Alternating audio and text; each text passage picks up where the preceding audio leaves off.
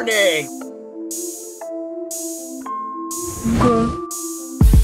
With Banette GX, yes, you're killing it quick, fast. Damage counters are everywhere and you're about to be feeling it, ha, okay.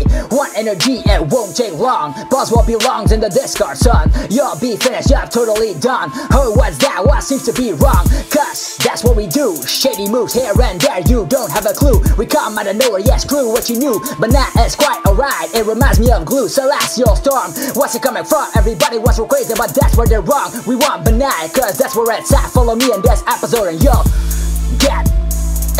That's right, episode 181, Banette GX. Let's rock.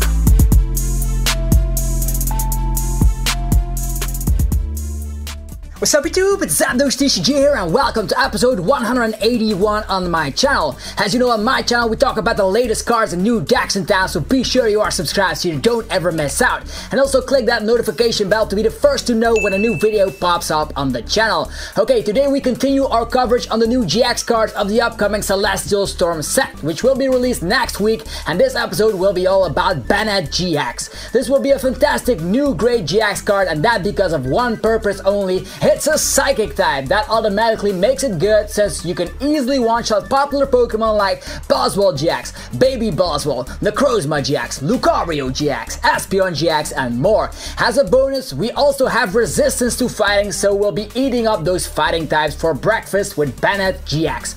The bad thing about this card has to be stated here, and that is the annoying weakness to darkness, which automatically makes it Zoroark GX food. Zoroark GX will easily one-shot this, so we'll have to pair it with cards with other main attackers, otherwise we won't stand a chance in the current meta. Unless we try out weakness policy, but as we all know, Field Blower gets rid of that quite easily in the format. It's a HP of 190, it's rather on the low side for a stage 1 GX Pokemon.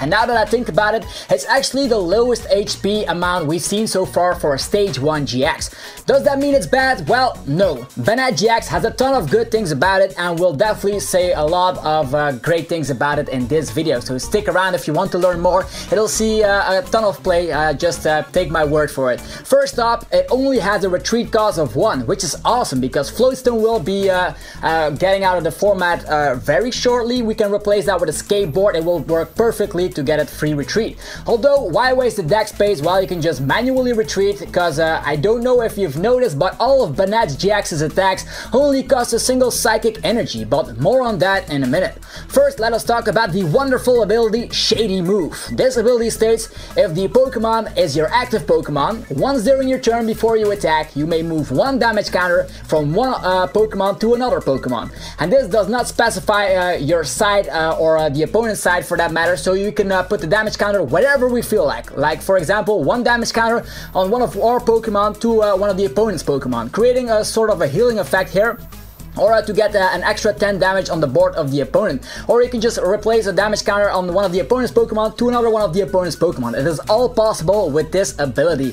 If you want to rely on the ability immediately, you can try out the Rainbow Energy with Banette GX, which looks to be very promising on paper. Or you can play the crazy Shrine of Punishment to put a damage counter on every EX and GX between turns. Then wait a turn and then you can start using this ability turn after turn. But be sure to run some healing cards, otherwise you'll be hurting your own Pokemon more than you will be damaging the opponent, so definitely remember that. Also, this ability can stack. For example, you can use the ability with one Banette GX to move one damage counter on the field, retreat into another Banette GX and move another damage counter on the field. This might be sweet to heal 20 damage of one of your Pokemon, for example, and if you then rely on a switch card or a Guzma, you can even use a third Banette GX in the mix. That could work out as well. That won't be the case in most decks, since Banette GX won't be played in a high amount, especially since it only has 190 HP. You definitely need another backup attacker, so to dish out some more damage. Also, yeah, you can just put that one damage counter, let's say on one of the opponent's Pokemon, and then next turn you retreat into something that deals the amount of damage that you want, and out of nowhere you could be getting yourself the one-hit KO that you usually wouldn't get, but with Banette GX you can get there, so that's pretty neat. Now to the attacks. The first attack is Shadow Chant, and for a single Psychic Energy it deals 30 damage, plus 10 more times the amount of supporter cards in your discard pile. You can use more than 10 supporter supporters to boost the damage output for this attack, so it is limited at 130 damage, which is actually a very solid number. Let's say we use a Professor Sycamore or a bunch of Ultra Balls or a Mysterious Treasure to put upon a ton of supporters in the discard pile early game. Then we might be able to start swinging with our Banette GX very early in the game, and if we're happy to get 4 supporters in the discard pile, well, Boswell GX and the RAYQUAZA GX will already be going down if we equip Banette GX with a choice band, so that is definitely easy to do. I know Professor Sycamore will be rotating soon, but we also have another supporter that does something very great, and that is the Tourist card, which we'll be getting soon. Also, that I mentioned that 130 damage is fantastic. Things like Latias Prism Star can you can just one-shot those in a single blow. Baby Volcanion and Greninja pre-rotation can also go down easily with the attack. I know 10 supporters is a lot to ask for, but we do run a high amount of supporters. Maybe pre-rotation we do have things like Bridget, which you can easily trade away if you pair it with Zoroark. So the maximum damage output, you can just get that up to a lot of numbers here, because with 130 damage and a choice band, you are already at 160. If you rely on the ability of Banette GX, you have the power to one-shot Tapu Lele GX, so that is always a great thing for a single energy. Most of the time, this Banette GX will be used for the ability or to go after the weakness as mentioned before. So now to the GX move, Tomb Hunt GX. Remember the Decidueye GX with Hollow Hunt GX? Well, it's exactly that. We can search our discard pile for 3 cards and put them directly in the hand. This is a game-winning GX attack. How many times in the past did we see Hollow Hunt GX off, of course, the Decidueye GX to just grab back that Lysander from the discard to the hand and then win the game? So with N rotating out of the standard format, getting those cards in the hand will be a winning GX move indeed. You can just put the GX card, use the GX move, put the Guzma in the hand, and yeah, the opponent won't be using N because it's rotated out, and you can just win the game that way. Okay, now that we reviewed the card, let's go over some deck ideas, shall we? First up is the same like with last week's episode of Shiftry GX. We're pairing Banette GX with Zoroark GX. Why is this a great combo? Well, first of all, Zoroark GX can get rid of supporter cards quite easily with the ability trade to boost the damage output of Banette GX's attack. But it can work in other ways as well. Let's say we use Banette GX to power up Zoroark GX's Righteous Beating. So as we all know, Zoroark GX's attack limits at 150 damage if we have a choice band equipped. If we pair that with Banette GX, we will be able to put 1 damage counter somewhere on the field to one of the opponent's Pokemon, and then we can raise the damage output to 160. If we have a Devoured Field on the play, we can deal 170 damage, and that has the perfect number to one-shot Lele. So I know Banette GX needs to be in the active position, but that's where Guzma will come in. So if we move a damage counter around every single turn, we might be able to get those one-shots eventually. As mentioned, the Devoured Field might help out the damage output further with Zoroark GX, but be careful because there's also a lot of Dragon types being hyped. Think about RAYQUAZA GX, for example.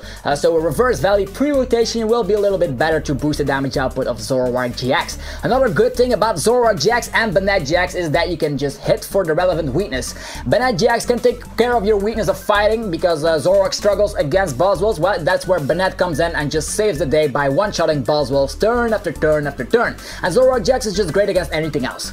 Also, Banette GX will help out Zoroark GX's deck definitely, because after rotation you can we are gonna lose the puzzle of time, and it's even banned and expanded, so we'll have to rely on something to get something from the discard, and that's where Tomb Hunt GX comes into play. The good thing about Zoroark GX is also we are able to one-shot Baby Boswells if we have Devoured Field in play, or if we just rely on the ability, of course, of Banette to put that 1 damage counter on that Boswell before we swing with Righteous Beating. So definitely a lot of sweet combos with the Zoroark Banette deck.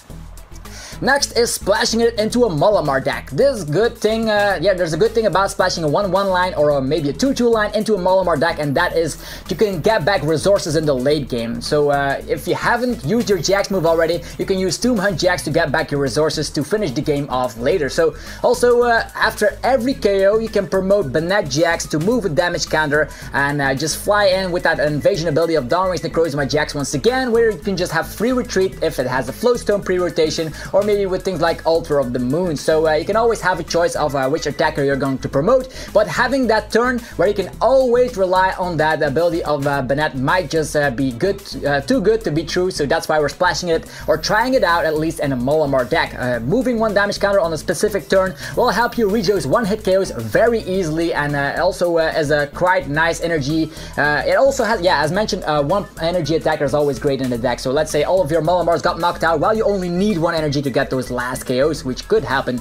Another way to use Banette GX is to put damage onto yourself. We have a ton of Outrage attackers still in the format. We have Tauros GX with the Mad Bull GX and Rage attack. We also have Reshiram, Zekrom outraging everybody. We have Lucario GX with the Cantankerous Beatdown GX. So the main theory here will be placing those damage counters onto the desired Pokemons. You can rely on things like Rainbow Energies and Double Chaos Energies and just have a kind of a unique deck where you just rely on putting damage counters onto maybe a Tauros GX until it's ready to one-shot. That could be the thing here. Also a card that could shine in this deck is a Shrine of Punishment. It could work out. Tauros GX and Lucario GX have a very, very great GX move that also only needs a Double Chaos Energy. It's quite risky since the opponent will have an easier time to one-shot, but on the other hand, we are having a one-shot opportunity here against the opponent as well, because Shrine of Punishment can help us out with the numbers. Next deck idea is running Rainbow Energies, and we could just play a straight Boswell GX deck and add a 1-1 line of Banette GX in here. I know it'll be kind of hard to get out, but if we finally are able to get it out, the Jet Punch damage early game might help you out, since you can just replace those damage counters along the way with Banette GX's ability, and yeah, somewhere out of nowhere you can get those unexpected KOs. This might seem a bit clunky in the first couple of times where you just visit the deck, and I know Kartana GX is in the format to get rid of Rainbow Energies, but we only need one energy to attack, so we don't have to worry about it too much. Also, it opens up the door to Acerola plays, and having the Psychic type at our disposal will work very nifty in the format right now. But what do you awesome subscribers think about Banette GX from Celestial Storm? Do you think it will see play, and what will you pair it with? Definitely let me know in the comment section below. And as you know, episode suggestions are always welcome. Just definitely put them in the comment section below and I'll just visit them. That pretty much wraps it up for an episode once again on the channel. I hope you enjoyed it. If you did, be sure to demolish the like button, and since that always helps out the channel tremendously, and I do appreciate it. And if you want to see more videos like this, feel free to subscribe. And that's it. I wish you all a very fantastic rest of your day. Thanks again for watching, and I'll see you all in the next video. I'm out. Peace. If you wanna go and test a deck that isn't played a lot in this format, then listen to what I'll say. If you wanna go and try it out with me, let me know how it does in a tournament. I think it could be really great. Chilling on Sundays while new ideas pop in my brain.